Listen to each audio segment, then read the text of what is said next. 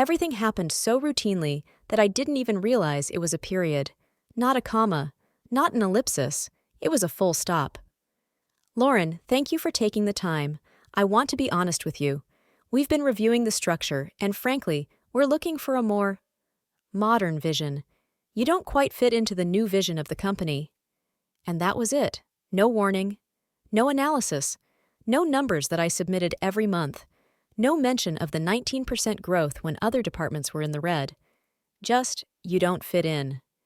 I was sitting across from her, Meredith Shaw, 37, MBA, white shirt with a steamed crease that didn't even move as she said those words. Phrases gathered from corporate presentations flew from her lips like puzzles assembled from different boxes.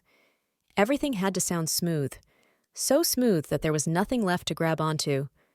I didn't say anything. I just nodded. I didn't even put the pen down.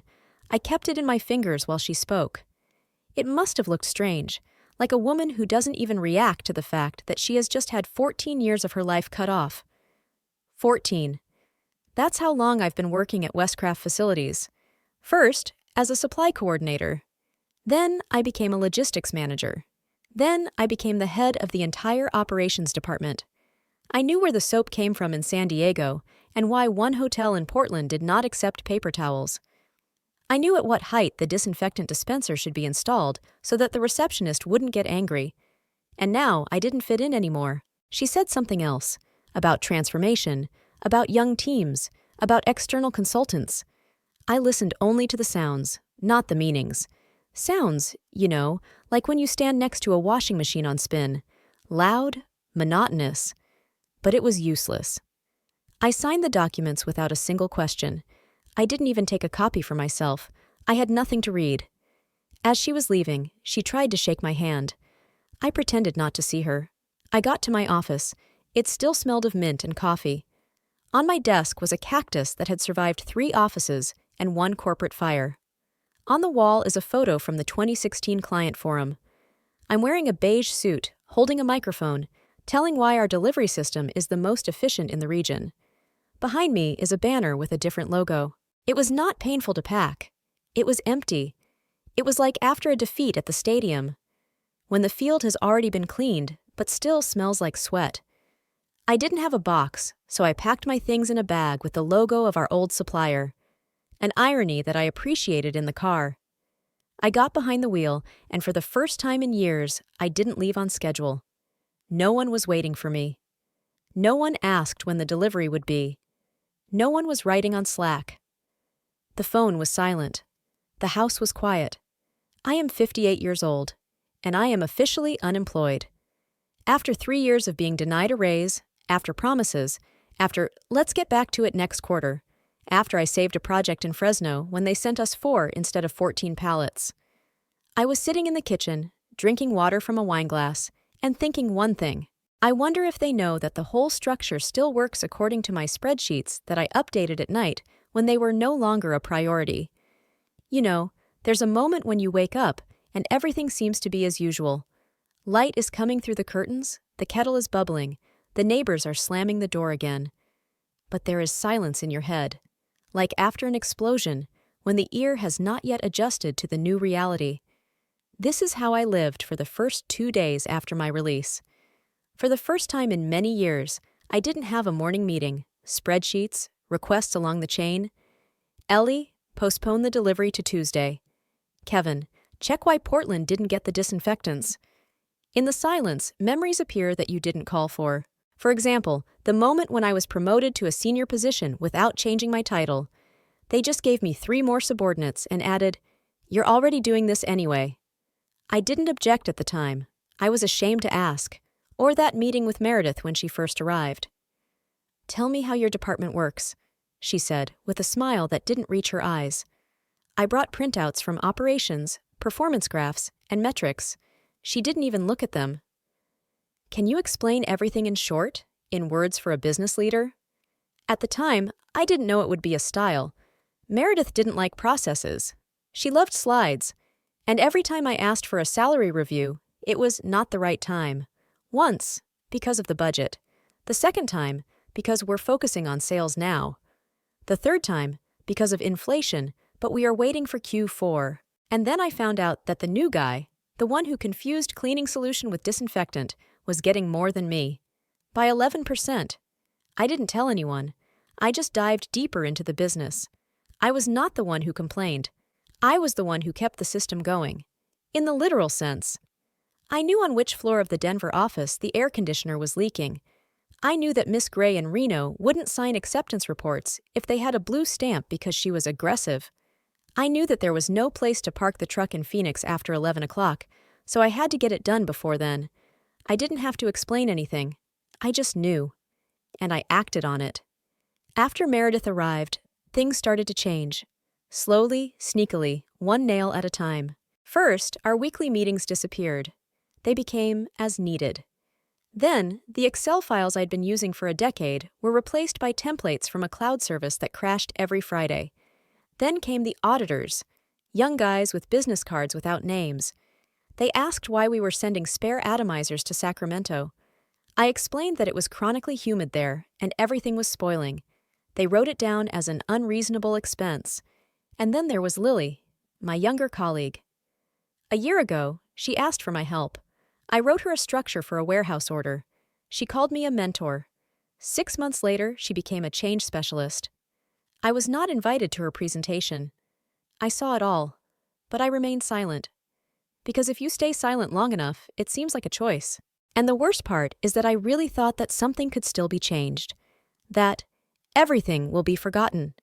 That new people will come and new people will go. That I'm here for a long time. But no. When Meredith looked at me that day, for the first time I saw indifference in her eyes, not judgment. I was not destroyed. I was just crossed out, and that hurts much more. On the third day, the silence was no longer pleasant. It became sticky. I started getting up early, not because I had to, but because I couldn't lie down.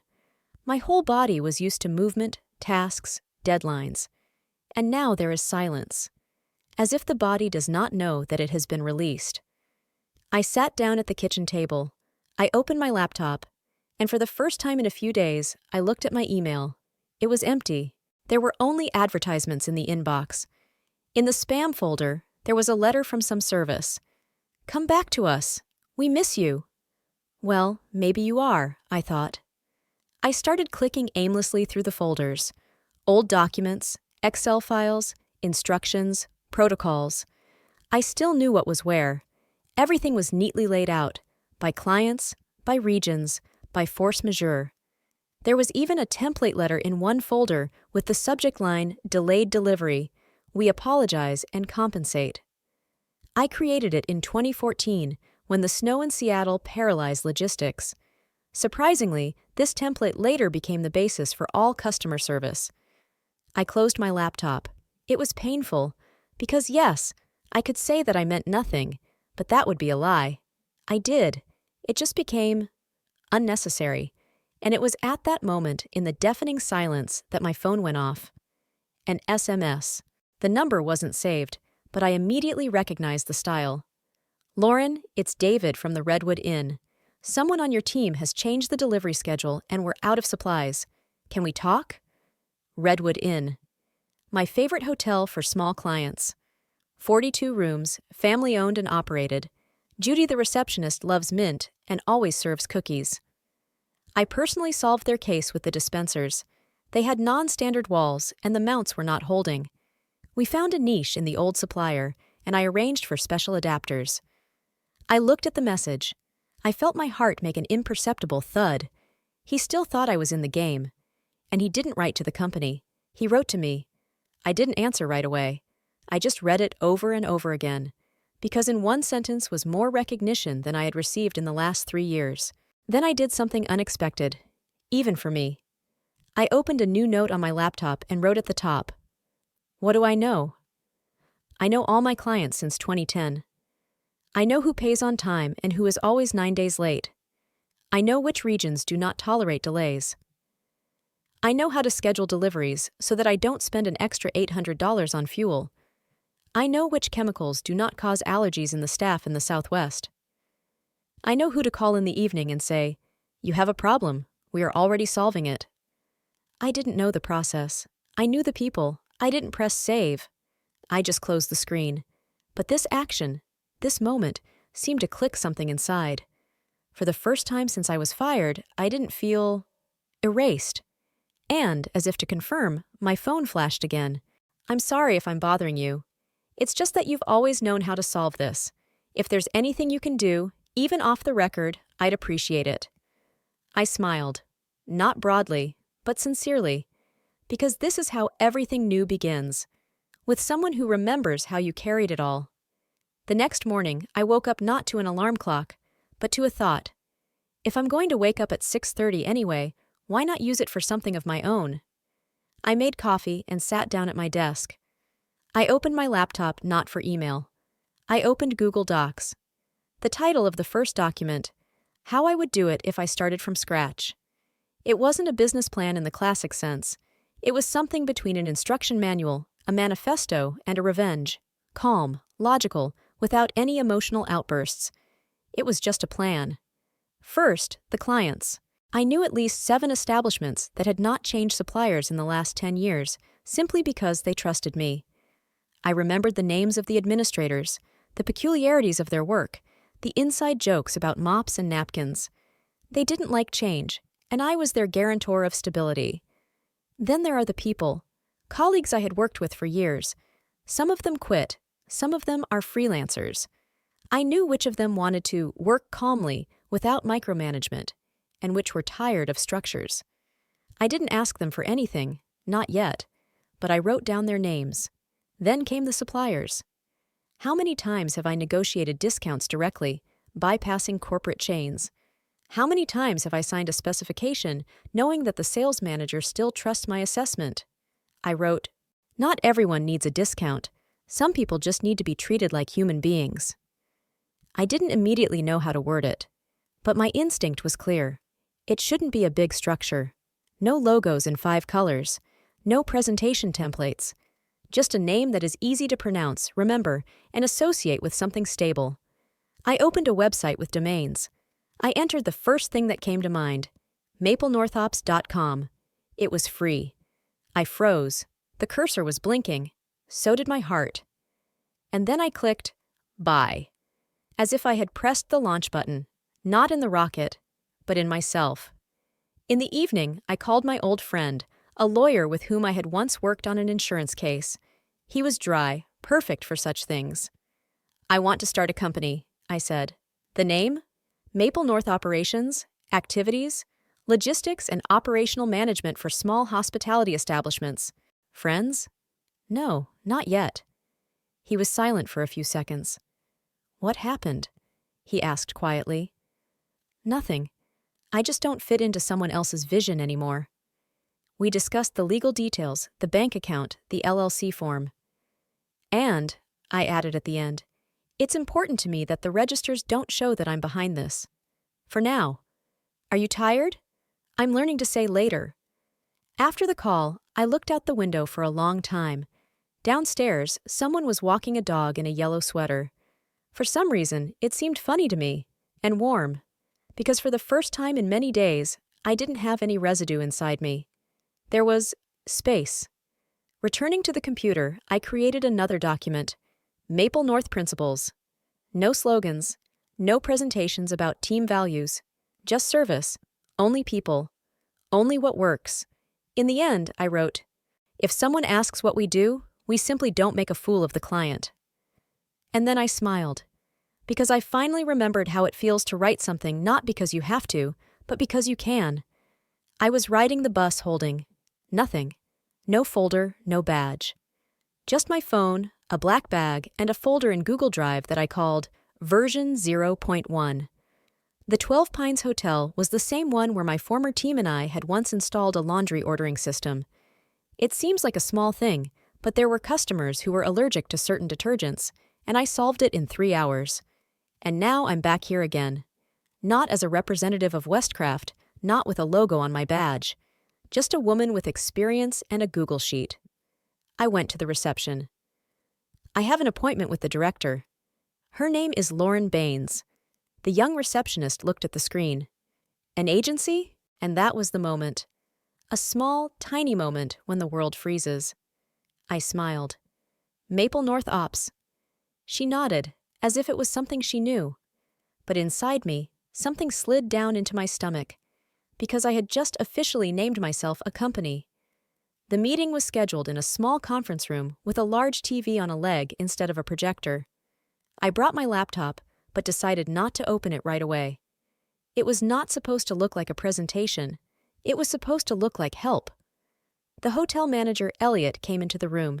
He was young, energetic, and had that memorized, "I'm listening to you, but I'm thinking about carpet cleaning" attitude. "Good afternoon," I said. "I know you had some questions about the new delivery scheme after the warehouse change." He nodded. "Yes, we are now promised deliveries twice a week, but the last 3 times everything has come with errors. Plus, we can't keep track of the balances." "I know. I've seen how your kitchen works. You need more than just supplies. You need stable logistics and service that doesn't change when someone has a bad day. It has come to life a little bit." "Have you worked with us before? Do you know our previous supplier?" I sighed. "I was the one who first built the supply chain for you, but now I work as an independent consultant. We've just started, but we already have solutions that are tailored to hotels like yours." "We?" he asked again. "Maple North," said with the same tone as saying, "Yes, I baked this cake." The deal was small, a small contract to adapt a supply chain template and a brief audit of internal inventory, but it was a triumph for me, because I had once again done what I know how to do. I saw a problem, gave a solution, and signed a deal. On my way out, I heard the receptionist whisper to a colleague, "She is so calm. She must be from some very niche agency." I left the building holding a printed 8-page contract. For the first time in a long time, I didn't feel like anyone's shadow. It was my work, my signature, my decision. I went to the nearest cafe and ordered a coffee to go, even though I was in no hurry. I had one place I wanted to visit that evening, the old Westcraft office building, where the sign with my former department still hung. I just walked by, without stopping, without looking. But inside, I thought, "You've already lost one, but we have not yet." I didn't plan to look for anyone. There was a certain inner pride in it. I was doing it on my own, without any help, without any connections. But as it turned out, I wasn't the only one who was watching what happened after the structure update. I received a message from Eve on Saturday night. "No congratulations." It was simple. "I heard, and if you're launching something, I'm with you." I read it twice. Eve is my former project coordinator, a person who could negotiate with a truck driver and a lawyer on the same day, and both thought it was an easy conversation. My answer was short. "Come on Monday, I'll pay for the coffee." We met at a coffee shop on Riverside, the same place where we used to discuss the most difficult tasks. It's strange how space doesn't change, even when everything else is falling apart. Eve came with a backpack, no makeup, in an old sweater, and she looked free. "I'm not there anymore either," she said instead of hi.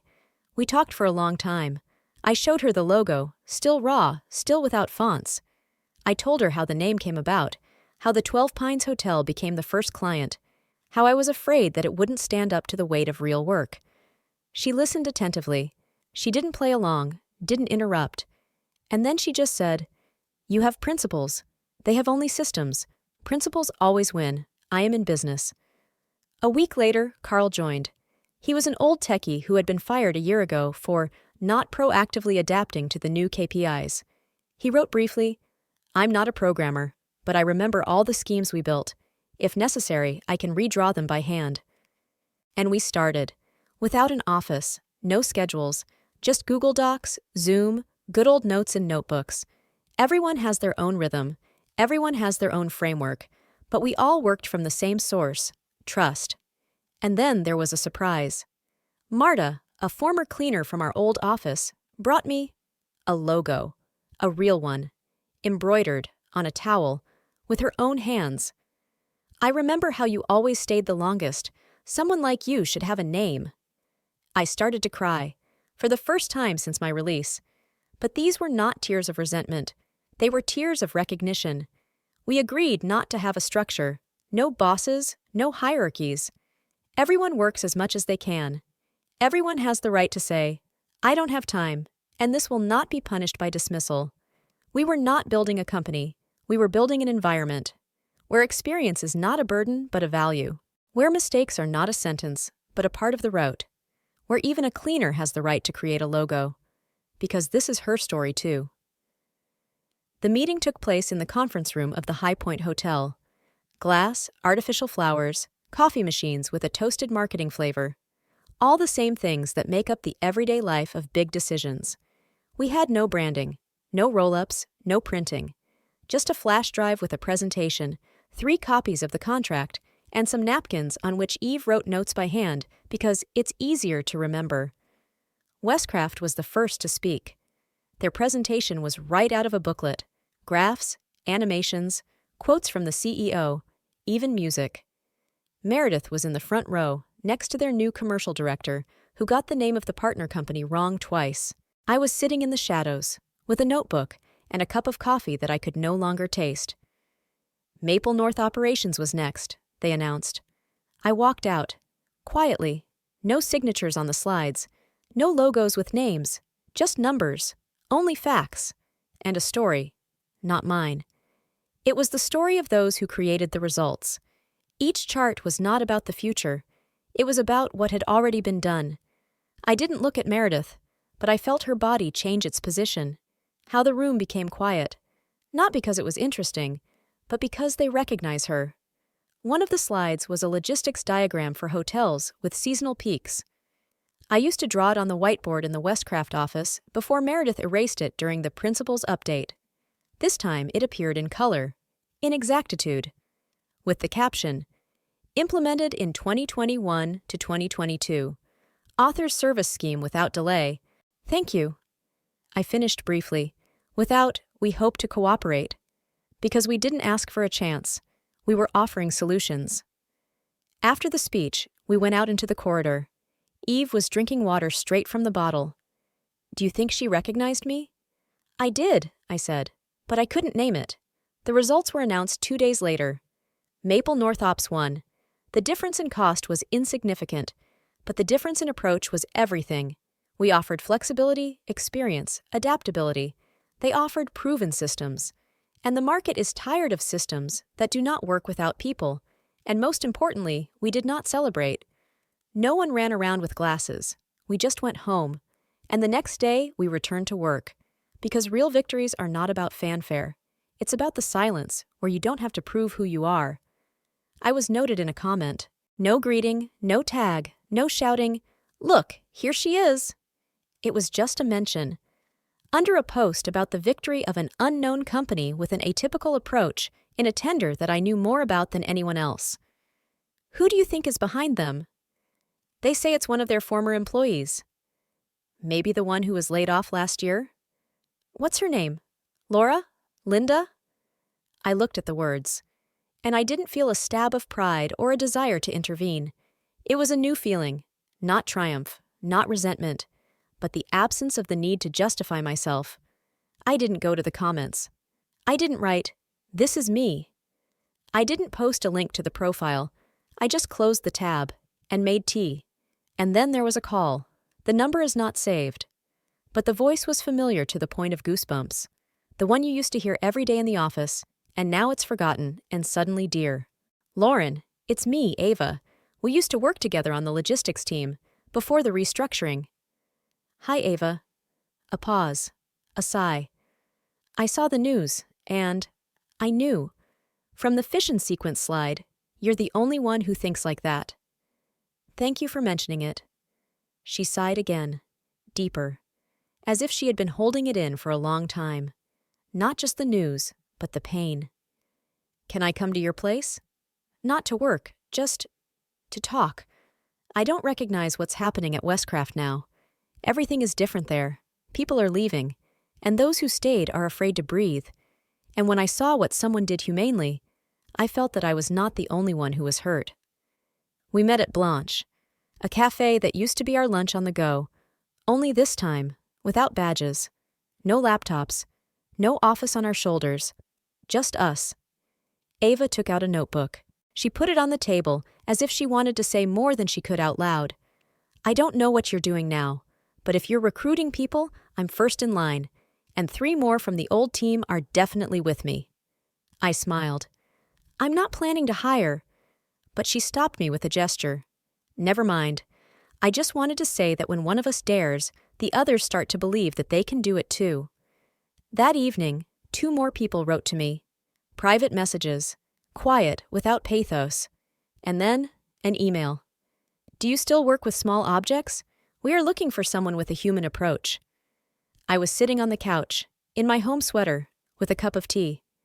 The dog was at my feet, sleeping deeply, and I caught myself thinking, I'm back. Not to the office, not to the sign, not to a name that was removed from presentations. I'm back in influence, and this means only one thing. Everything is just beginning. "You have a request," the lawyer said. "Calm down." The tone was like a doctor used to delivering bad news, technically, emotionlessly, but with a touch of, "hang in there." "A request or a threat?" I asked again without even looking up. "Officially, it was a request. They say that your company is illegally using the forecasting methodology that Westcraft Facilities considers its own." I smiled. Not for effect, for myself. "Did they really write that?" "Almost verbatim. And they added that you used insider information in bad faith." I nodded. "Give me 15 minutes. I had everything. An archive of correspondence, work files, and most importantly, the original document dated 3 years ago with the same methodology. The file they used as a basis. And you know what? It had my signature, my comments, and the name Meredith in the requester section. And there was also a letter in which she asked to rewrite it under her name for an internal presentation because it will be easier to get it approved. I refused, for the first time, not rudely, just no, and it seemed to be a turning point. They hadn't fired me yet, but I was already excluded from correspondence, without direct orders, no scandal, just a simple suspension. And now? She's using the same document, the same idea, to file a complaint against me? "Send them this," I said, handing the lawyer a flash drive.